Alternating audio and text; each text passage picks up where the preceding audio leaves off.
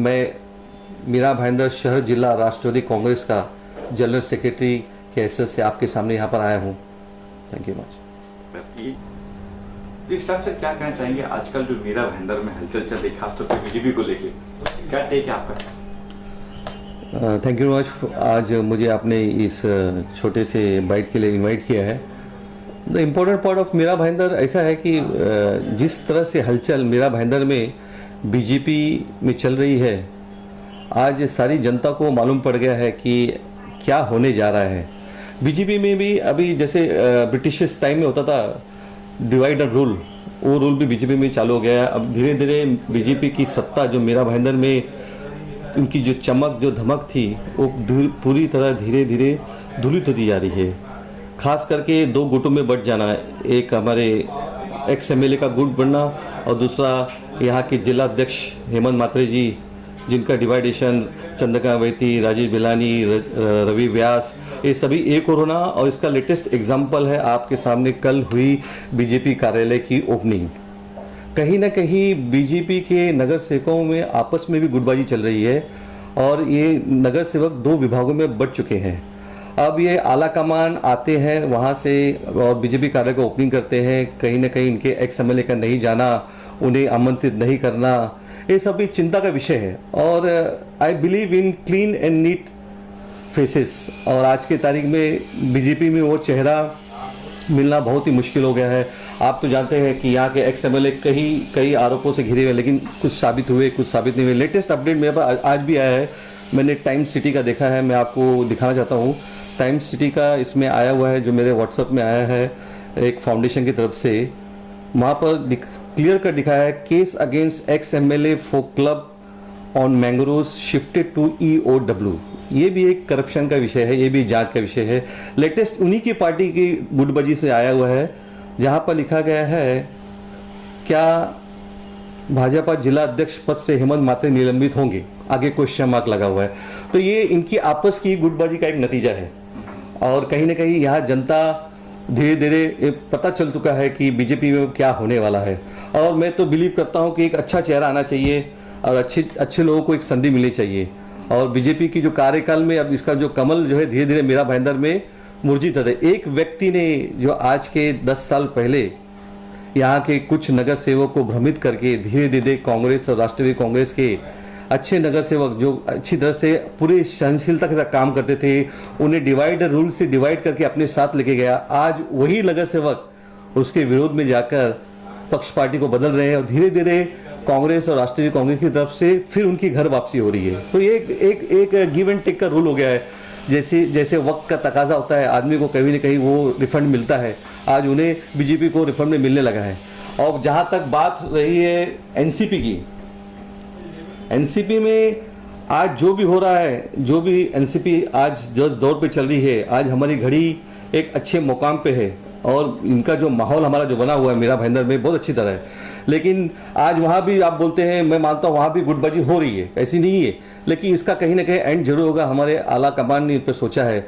लेकिन मैं ये चाहता हूँ कि हर एक आदमी का एक ट्रैक रिकॉर्ड होना चाहिए। ट्रैक रिकॉर्ड होना बहुत ज़रूरी है। क्यों?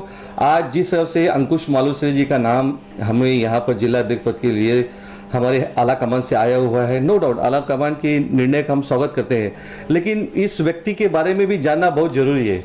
क्या होता है कि पिछले 1983 से मेरा सफ़र है मीरा भाईंदर में, मैंने कई लोगों को नज़दीक से देखा हुआ है और मैं इस व्यक्ति के बारे में भी आपको ट्रैक रिकॉर्ड्स की स्क्रूटनी बताता हूँ कि मैंने देखा है जब गिलबर्ट सेठ जी यहाँ पर आमदार थे और गणेश नाइक जी खासदार थे, उस वक्त भी ये व्यक्ति वहाँ पर राष्ट्रवादी कांग्रेस में अंकुश मालूसरे थे।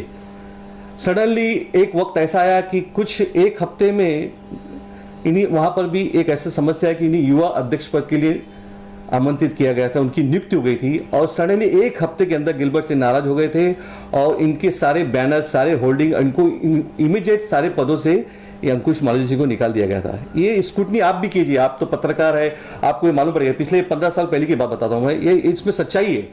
और इसी व्यक्ति ने कुछ नाराजगी दिखाकर अपनी खुद की संगठन बनाई जिसका नाम है Nirbhay Bharat. He was not success there also.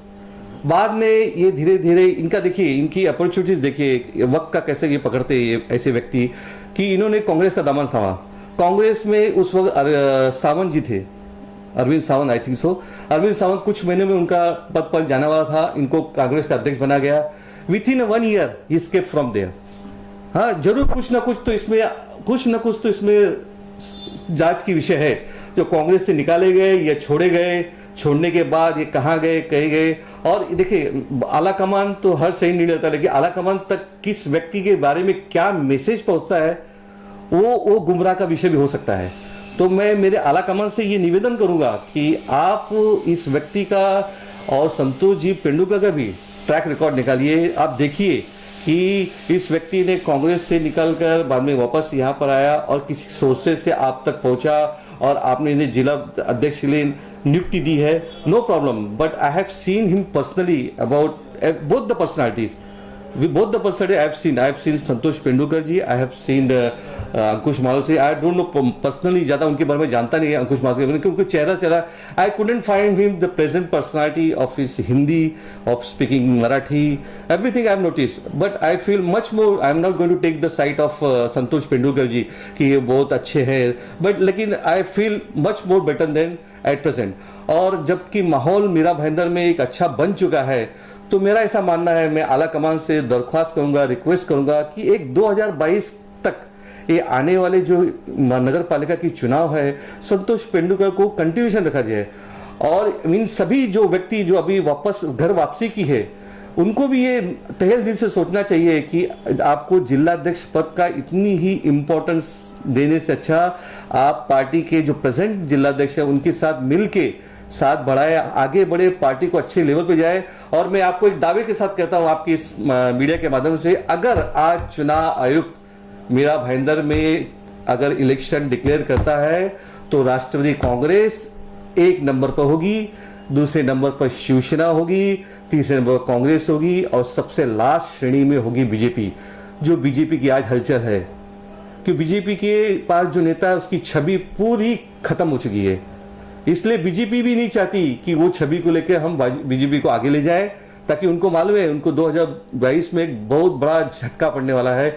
लेकिन राष्ट्रीय कांग्रेस अपने स्टैंड पे एक अच्छी तरह मुकाम पे आ चुकी है। जो पेंडेमिक सिचुएशन हमारा था 2019 का, संतोष पेंडुलकर ने अच्छा काम किया, ठीक है, बढ़िया है। लेकिन जो 0 से लेकर उन्हें 40% 50% लाया है। अगर आप एक सडनली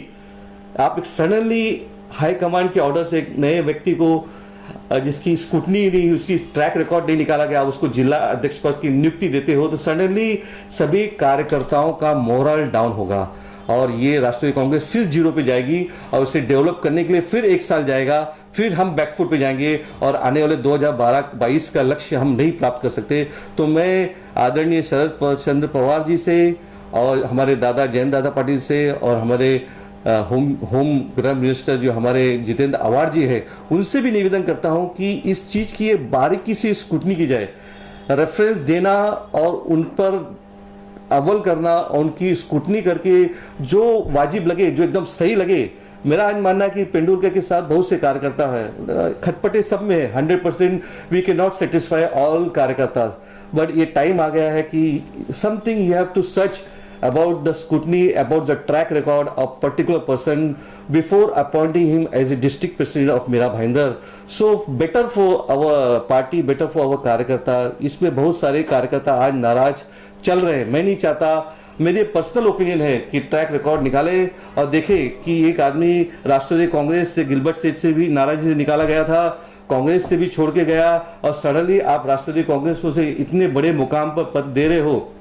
उसका पर्सनल क्या रिकॉर्ड है, उसने आज तक क्या क्या काम किया है, उसने क्या किया है, इस सब चीज को ध्यान रखते हुए और एक तरफ संतोष पेंडुलकर के कार्य को भी ध्यान रखते हुए एक सही निर्णय ले, ताकि आने वाले समय में जो विश्वास पिछले 15-20 साल में मीरा भाईंदर की जनता ने हमेशा राष्ट्रवादी कांग्रेस और कांग्रेस पर जताई है। 15 साल हमने हमारा मेयर दिया है, हमारा आमदार दिया है, हमारा स्टैंडिंग कमेटी था और डेवलपमेंट हमने हमेशा किया है मीरा भाईंदर में। आज जो मीरा भाईंदर का चेहरा बदला है वो राष्ट्रवादी कांग्रेस और कांग्रेस के वजह ही से बदला है। ये सिर्फ एक लोगों में भ्रम फैला गया है कि बीजेपी ने पिछले 5 साल में काम किया। देखिए, रोड, गटर, नाले, ये सारी तो सुविधाएं, ये तो महानगर पालिका का हक है। मीरा भाईंदर की जनता अपना टैक्स भरती है, इस सब चीज़ों कॉमन है, लेकिन इस गटर नाले के पीछे भी बहुत बड़ी भ्रष्टाचार हुई है। अगर आपको पता करना है इन प्रेजेंट बीजेपी के नेताओं की कारगुजारी, तो आप यहाँ के लोकल बिल्डर्स जो बड़े बड़े बिजनेसमैन है उनका कितना हैरेसमेंट हुआ है आप उनसे पता कर सकते हैं। तो ये चीज़ राष्ट्रवादी कांग्रेस और कांग्रेस ने कभी नहीं किया है। राष्ट्रवादी कांग्रेस ने काम किया है, सबको लेके चला है, और वो 15 साल का सत्ता फिर आने वाला है। मुझे पूरा विश्वास है कि 2022 में कहीं न कहीं महाविकास आघाड़ी का सरकार फिर से आएगा। उसके लिए एक अच्छा जिलाध्यक्ष की नियुक्ति होना बहुत जरूरी है। मैं पर्सनली किसी से रिवेंज नहीं ले रहा हूं, लेकिन एक बात मैं कहना चाहूंगा आपके माध्यम से कि please please and please, it's a small request to my all big leaders of Maharashtra, please look into the matter and find out what is the real fact behind why the Karyakartas are upset. Check his scrutiny, check his track record, and then appoint for our better future. Thank you very much. Thanks a lot. Thanks a lot for all the people. सबसे क्या लगता है आपको कि षड्यंत्र रचा गया है इनको निकालने के लिए संतोष जी को खास? Sir, it is possible. Somewhere this Ankush Kumar say, I feel it's just a mohra.